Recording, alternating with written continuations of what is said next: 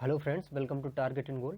Friends, आज का अपना टॉपिक रहेगा चालकता और इसके साथ में रहेगा नाभिकीय भौतिकी। तो ये आज का टॉपिक रहेगा अपना। तो हम डिस्कस कर रहे हैं फ्रेंड्स घटना चक्र पॉइंटर में फिजिक्स, और इसके साथ हमने बायोलॉजी पूरी कर दी है और केमिस्ट्री भी हमने पढ़ा दी है, तो उसका भी आप पॉइंटर पढ़ सकते हैं। इसके साथ साथ जियोग्राफी है, पॉलिटी है, वो भी पढ़ सकते हैं फ्रेंड्स, उसको भी हमने इसमें कवर कर लिया है।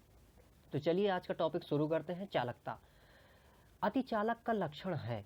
अतिचालक का लक्षण है शून्य पारगम्यता। इसका क्या मतलब है? दरअसल जब विद्युत चुंबकीय क्षेत्र के संदर्भ में पारगम्यता किसी पदार्थ का वह गुण है जो उस पदार्थ में चुंबकीय क्षेत्र स्थापित किए जाने में उस पदार्थ द्वारा प्रदर्शित सहायता की मात्रा बताता है, और जो अतिचालक होता है उसकी जो पारगम्यता है वो शून्य होती है। वह तापमान जिस पर अतिचालकता अत्यधिक आर्थिक महत्व की हो सकती है, जिससे लाखों रुपए की बचत हो सकती है, वो है सामान्य तापमान। इसका मतलब क्या है कि जैसे कि देखिए, अभी हम जब मान लीजिए फोटो सेल का प्रयोग करते हैं, यानी कि सूर्य से सीधे सीधे अगर हम उसके प्रकाश से ऊर्जा बना रहे हैं तो हम फोटो सेल का यूज करते हैं। तो फोटो सेल में क्या है कि जब वो गर्म होता है, जर्मेनियम या ट्रांसियम जो कि हमारे अर्धचालक पदार्थ होते हैं, उनके फोटो सेल बने होते हैं। सौर सेल जो होते हैं वो फोटो सेल इसके बने होते हैं। तो वो जो गर्म होते हैं तब वो विद्युत चालकता का मतलब अपना प्रदर्शन करते हैं। तो अगर कोई ऐसा तापमान जिस पर अतिचालकता अत्यधिक आर्थिक महत्व की हो जाए, वो कौन सा तापमान होगा? सामान्य ताप। सामान्य ताप में अगर चालकता अच्छी हो जाती है तो जो हमें ऊर्जा की ज़्यादा व्यय करना पड़ रहा है वो ऊर्जा हमें कम व्यय करना पड़ेगा, और हमें प्रकाश या फिर अन्य काम बहुत ही अच्छे से हम उसमें परफॉर्म कर सकेंगे। किसी अतिचालक द्वारा प्राप्त अधिकतम ताप होता है, ये होता है 133 केल्विन। तो अतिचालक द्वारा जो ताप प्राप्त किया जा सकता है वो होता है क्या? 133 केल्विन। नव आविष्कृत उच्च ताप अतिचालक है, ये है एक सिरेमिक ऑक्साइड। देखिए, सिरेमिक ऑक्साइड जो है ये नया आविष्कृत है, और अगर इसको हम सही से प्रयोग कर लेते हैं तो विद्युत क्षेत्र में, चालकता के क्षेत्र में काफ़ी हमें हेल्प हो सकती है। तो ये पदार्थ जो है वो सिरेमिक ऑक्साइड है। अर्धचालक की चालकता 0 डिग्री केल्विन पर या 0 डिग्री केल्विन ताप पर कितनी होगी? तो ये कितनी होगी? 0। मतलब कि जो अर्धचालक पदार्थ होते हैं, जैसा कि देखिए हमारे जो पदार्थ होते हैं उनको हम 3 तरह से कैटेगराइज कर सकते हैं। एक हो सकते हैं मान लीजिए चालक, एक हो सकते हैं अचालक, और एक हो सकते हैं अर्धचालक। तो जो अचालक होते हैं उनमें विद्युत प्रवाह नहीं होती है, जो चालक होते हैं उनमें विद्युत प्रवाह होती है, और एक होते हैं अर्धचालक जो सेमी कंडक्टर कहलाते हैं। तो सेमी कंडक्टर्स में वो होता है कि ये विशेष टेम्परेचर पे या विशेष परिस्थितियों में अपनी चालकता का गुण प्रदर्शित करते हैं। जैसे कि अभी हमने एग्जाम्पल लिया था कि जो फोटो सेल है जर्मेनियम और ट्रांसियम का बना हुआ, वो क्या करता है कि अधिक ताप पर चालकता का गुण प्रदर्शित करता है। तो अर्धचालक जो है अगर इसको हम 0 डिग्री केल्विन पे रख दें तब उसकी जो चालकता हो जाएगी वो कितनी होगी? वो 0 होगी, क्योंकि वो बढ़ते हुए तापमान पे काम करता है। किसी अर्धचालक का प्रतिरोध गर्म करने पर घटेगा। देखिए, अगर प्रतिरोध ज़्यादा होगा तो ऊष्मा कम पैदा होगी। जैसे हमने देखिए सबसे पहले क्या किया कि जैसे हम 100 वाट का बल्ब जलाते थे, तो 100 वाट का जो बल्ब था उसमें जो फिलामेंट लगा हुआ था, टंगस्टन धातु का जो बना होता है, तो वो क्या था कि ज़्यादा प्रतिरोध था उसमें। तो ज़्यादा प्रतिरोध की वजह से हमें क्या था, प्रकाश कम मिलता था, गर्मी उसमें से ज़्यादा हो जाती थी, साथ साथ में वो 100 वाट लेता था। देखिए, इसके बाद फिर हमने स्विच किया CFL में। CFL में थोड़ा सा हमें लिबर्टी मिल रही थी। इसके बाद अभी जो हम LED यूज कर रहे हैं, तो LED में क्या है, प्रतिरोध फ्रेंड्स बहुत ही कम है। तो प्रतिरोध बहुत कम होने के कारण अब देखिए LED गर्म मतलब गर्म नहीं होता है, लेकिन वो वाला बल्ब गर्म हो जाता था क्योंकि वो प्रतिरोध ज़्यादा उसका था। तो प्रतिरोध इसका कम है, इसलिए हम ऊर्जा का सीधे सीधे रूपांतरण प्रकाश ऊर्जा में कर पा रहे हैं। मतलब कि इलेक्ट्रॉनिक ऊर्जा का प्रकाश ऊर्जा में सीधे ट्रांसफर कर पा रहे हैं। तो जो किसी अर्धचालक का प्रतिरोध है वो गर्म करने पर क्या होगा? घटेगा। और घटने का मतलब क्या है कि उसमें जो चालकता है वो बढ़ेगी। निकट अतीत में हिग्स बोसॉन कण के अस्तित्व के संसूचन के लिए किए गए प्रयत्न लगातार समाचार में रहे हैं। इस कण की खोज का क्या महत्व है?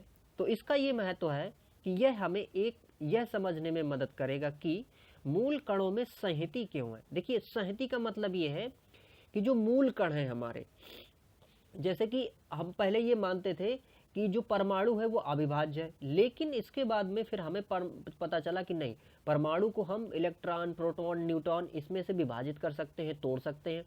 इसके बाद में फिर हमने और छोटी यूनिट्स खोजी, तो छोटी यूनिट्स में हमें एक जो वो मिला हिग्स बोसॉन, जिसको गॉड पार्टिकल कहते हैं। तो गॉड पार्टिकल या हिग्स बोसॉन से हम ये जान सकते हैं कि जो किसी चीज में वजन है वो क्यों है, वो वजन कैसे आया।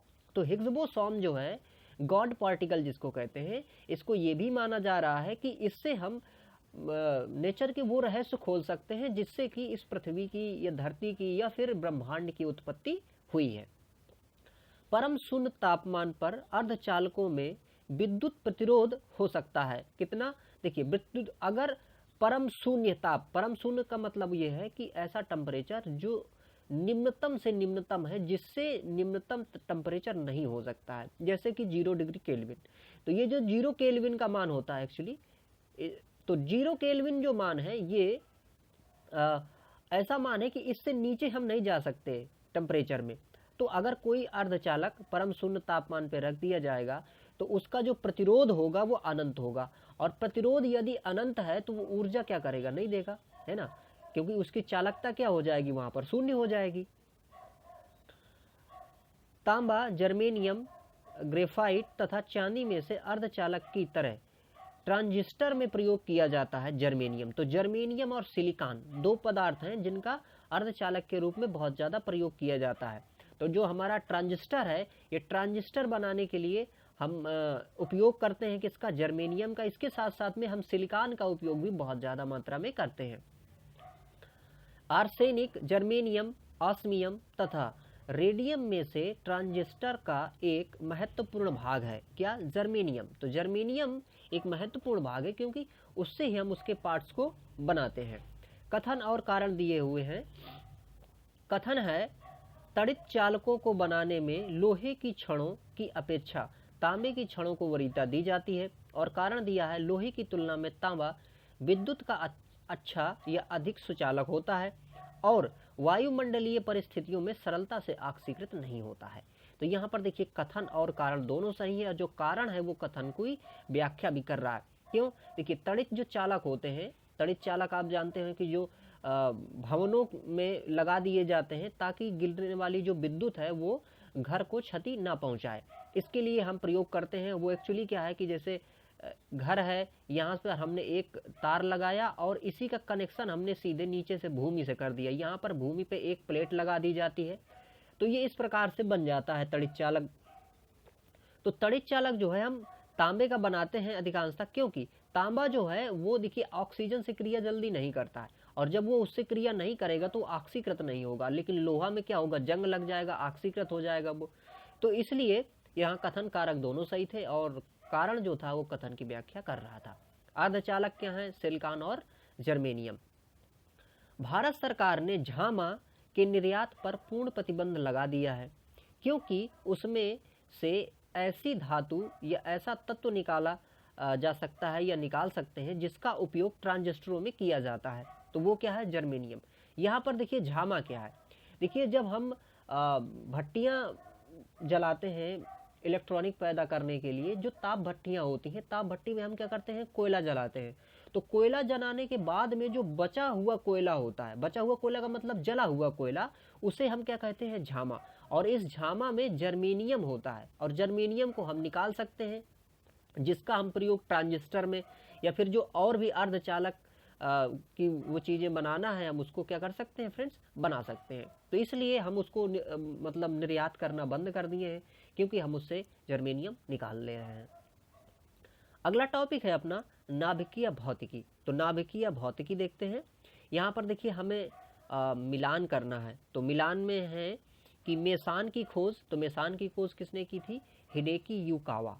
हिडेकी युकावा ने मेसान की खोज की थी। पॉजिट्रॉन की खोज की थी सी डी एंडरसन एवं यूएफ हेस ने। ये पॉजिट्रॉन के खोजकर्ता हैं।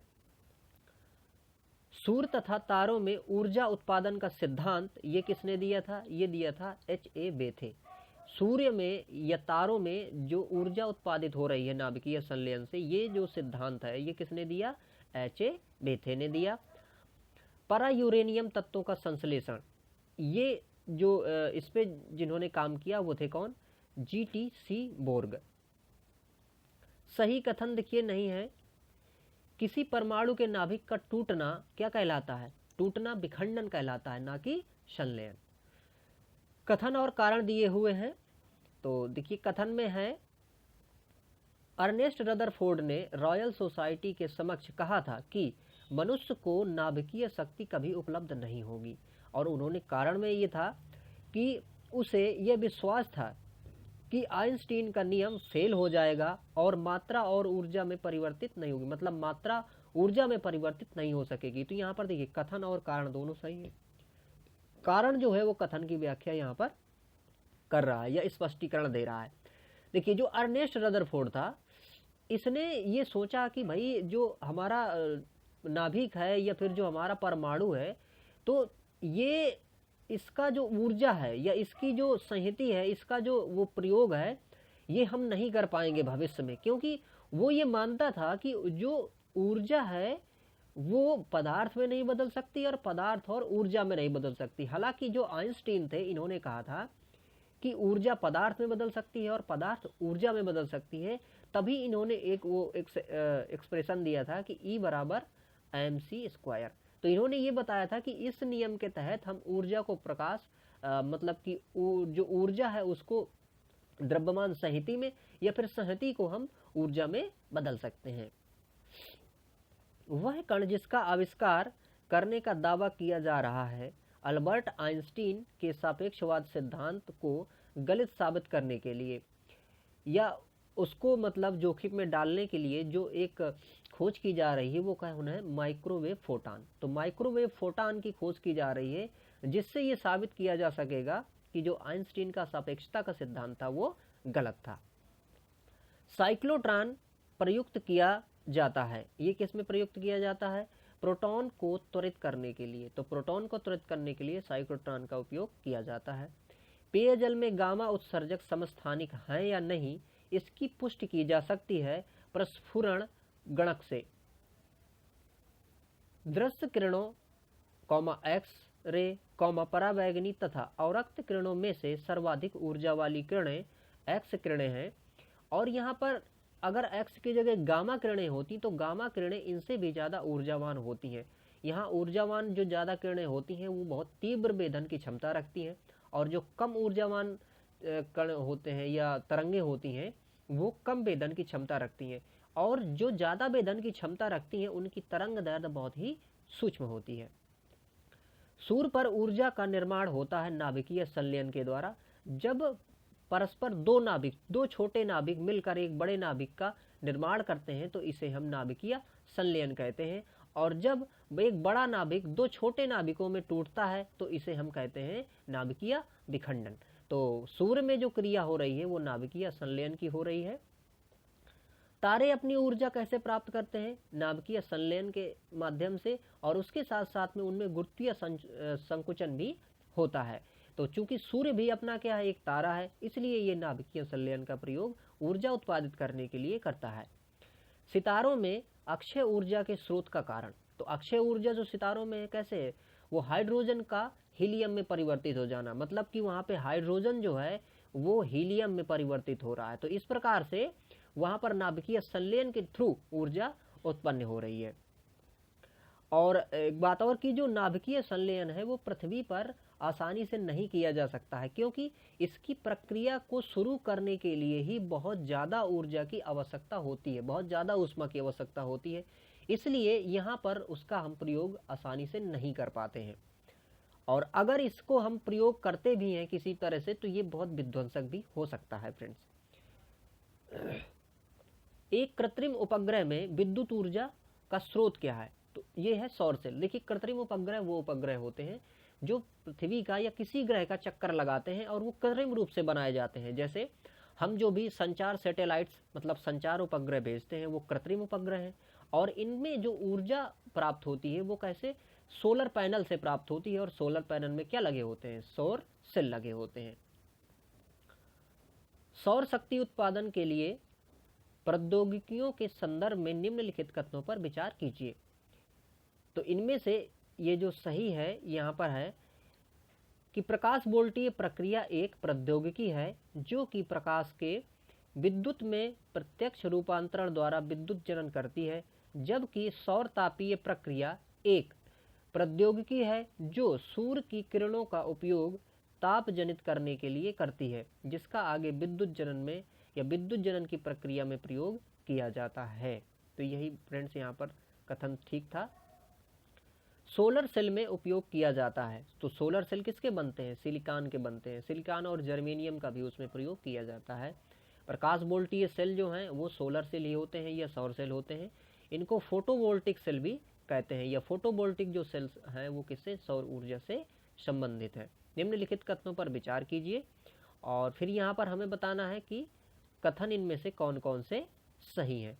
तो पहला यहाँ पर कथन दिया गया है, प्रत्येक विखंडन अभिक्रिया में अपेक्षाकृत अधिक न्यूट्रॉन निर्मुक्त होते हैं। तो देखिए ये बात यहाँ पर ठीक है।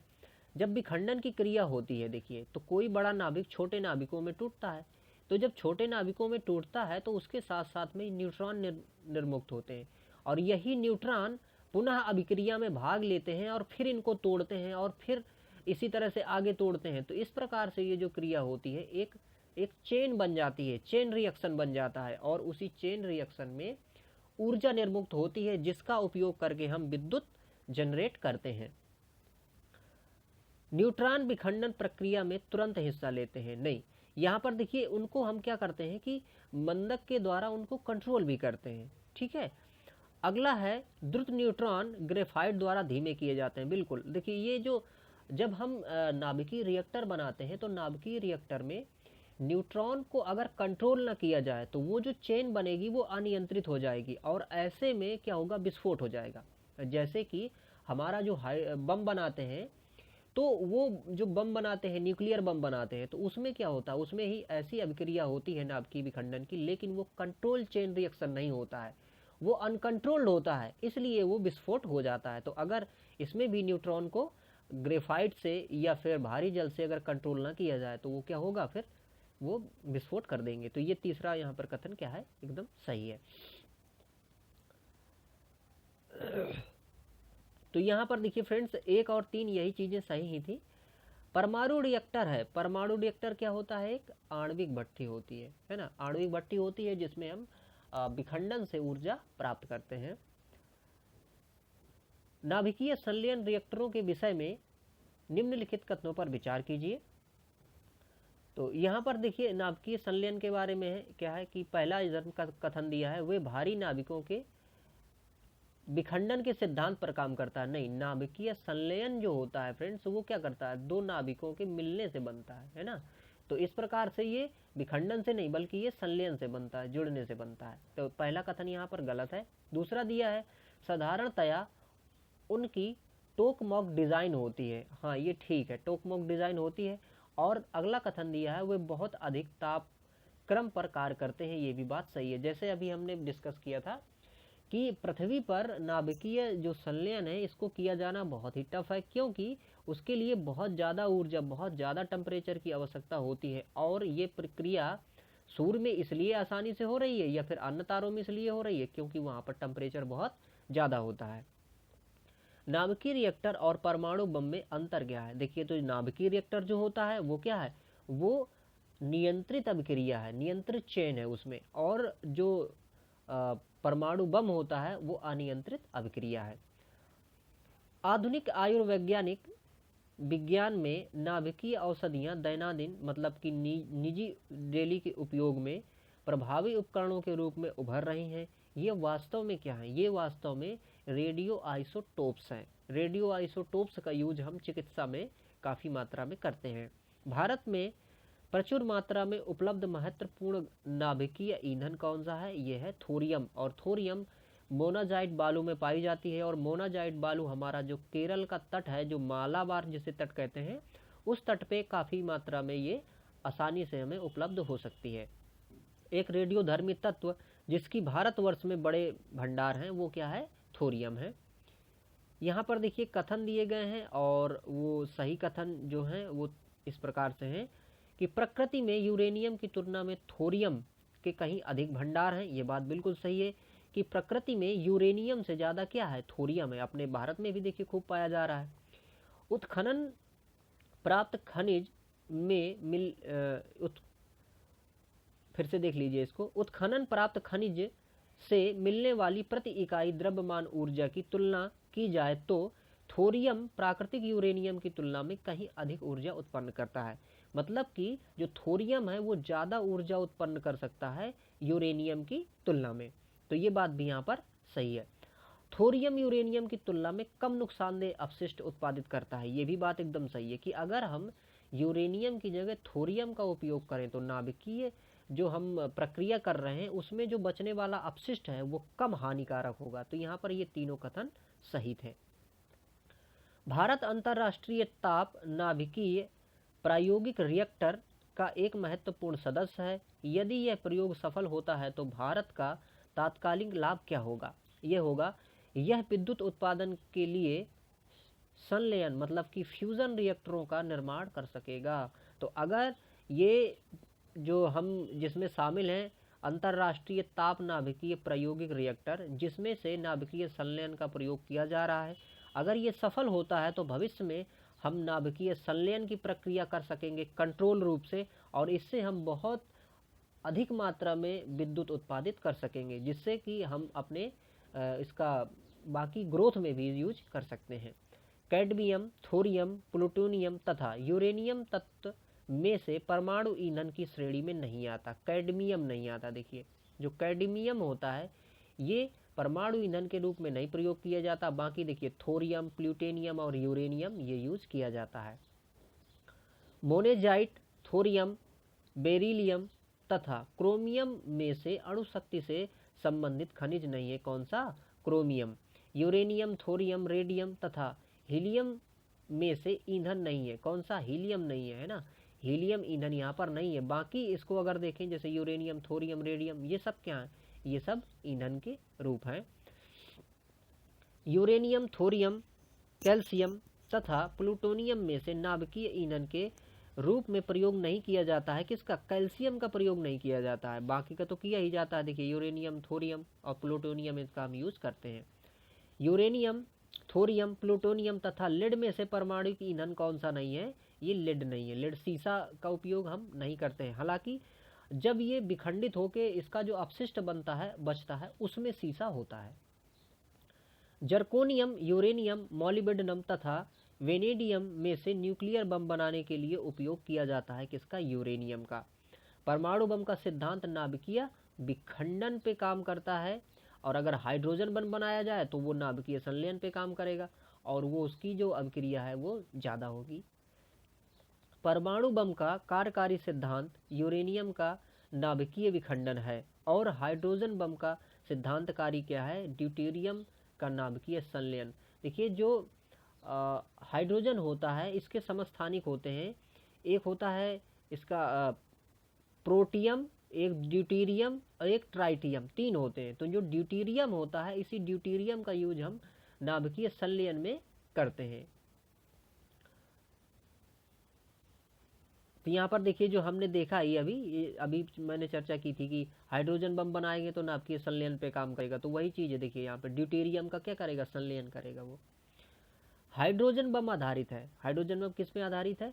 अनियंत्रित संलयन अभिक्रिया। तो हाइड्रोजन अगर बम बनाएंगे तो वो अनियंत्रित चेन होगी नाभिकीय संलयन की। हाइड्रोजन बम विकसित किया गया था, इसका प्रयोग जो हुआ था वो किस में हुआ था?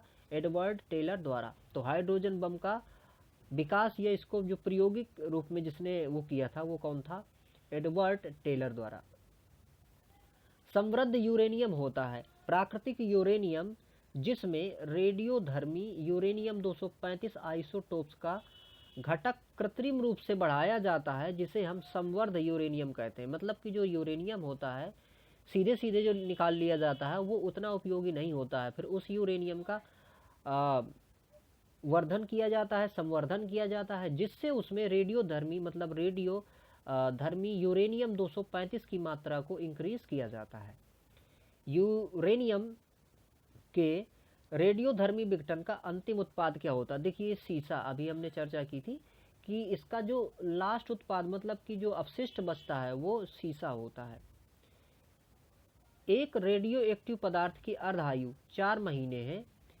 इस पदार्थ के 3/4 का क्षय कितने समय में होगा? देखिए किसी चीज जो अर्धायु होता है एक चीज और देखिए, जो रेडियो एक्टिव पदार्थ होते हैं वो क्या होते हैं? रेडियो एक्टिव पदार्थ वो पदार्थ होते हैं जो स्वतः विघटित होकर तीव्र वेदी किरणों को उत्सर्जित करते हैं, उन्हें हम रेडियो एक्टिव पदार्थ कहते हैं। इसमें उत्सर्जित होने वाली जो किरणें होती हैं वो अल्फा बीटा गामा होती हैं।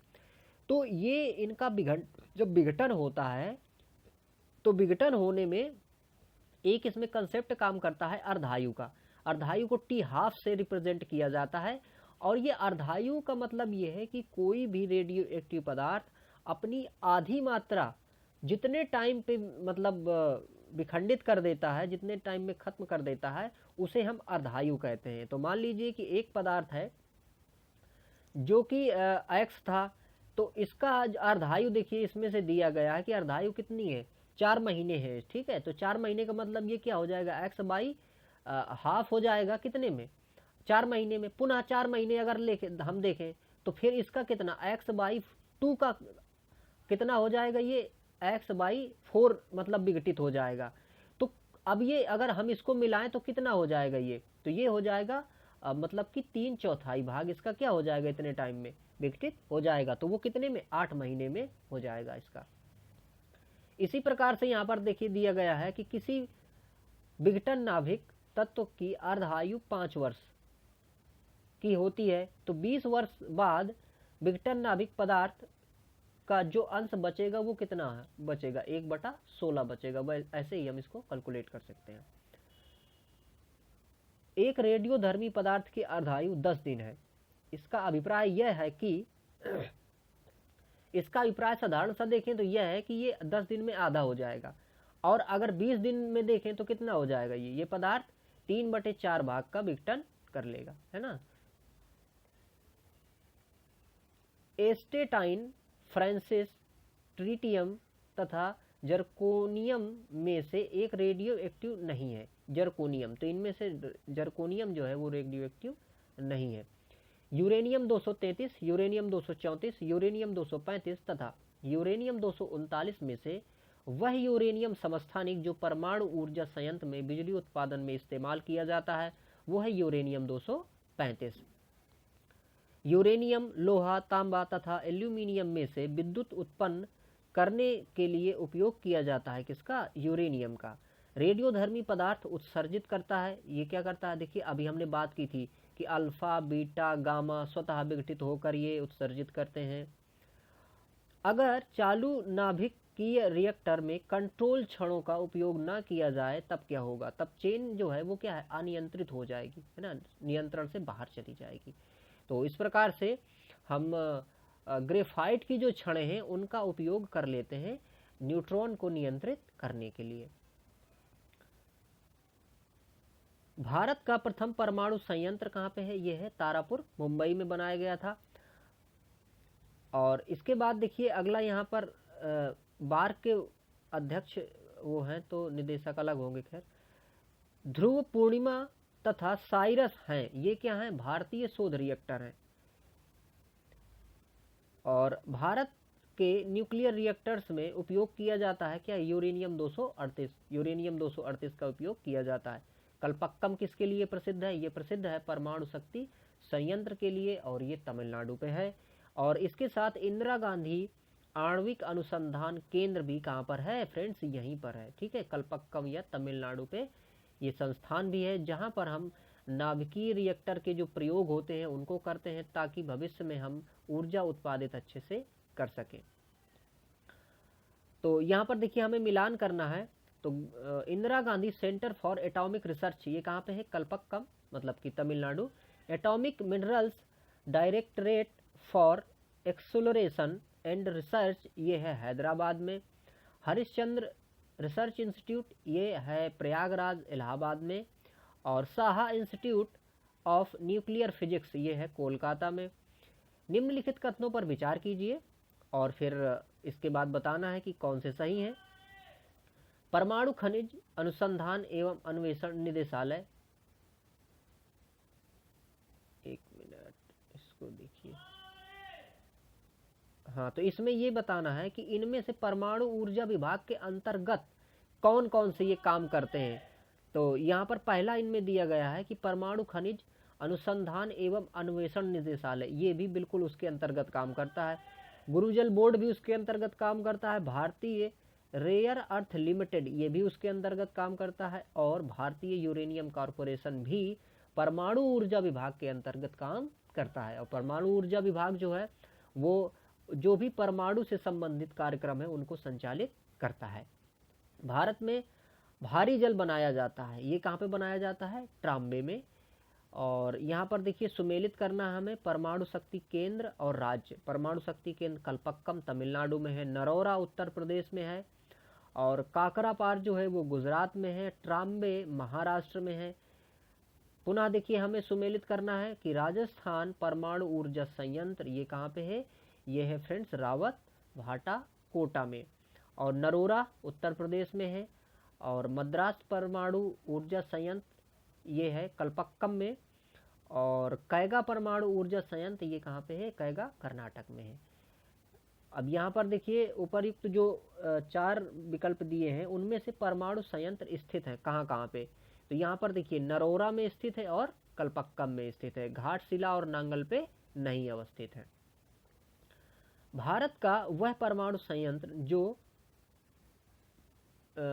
4 भूकंपीय पेटी में अवस्थित है, ये नरोरा है। देखिए हमारा जो भूकंपीय पेटी का मतलब यहाँ से ये है कि भूकंप की तीव्रता के हिसाब से हमने डिवाइड कर रखा है कि कौन 5 में आएगा, 4 में आएगा, 3 में आएगा, 2 में आएगा। तो इस प्रकार से जो चौथे भूकंपीय पेटी में जो अवस्थित है वो कौन सा है? वो नरोरा उत्तर प्रदेश। वह परमाणु ऊर्जा संयंत्र जो हाल ही में सक्रिय हुआ, अभी तो कुछ समय पहले जो सक्रिय किया गया था कैगा का शुरू किया गया था। इसके साथ साथ हम जैसे तमिलनाडु का कुडनकुलम है, तो रूस की सहायता से हमने परमाणु भट्टियों को यहाँ पे लगाया है। तो यहाँ पर हमने 6 भट्टियाँ लगाने के लिए काम शुरू कर लिया है कि हम 6 भट्टियाँ यहाँ पर क्या करेंगे फ्रेंड्स?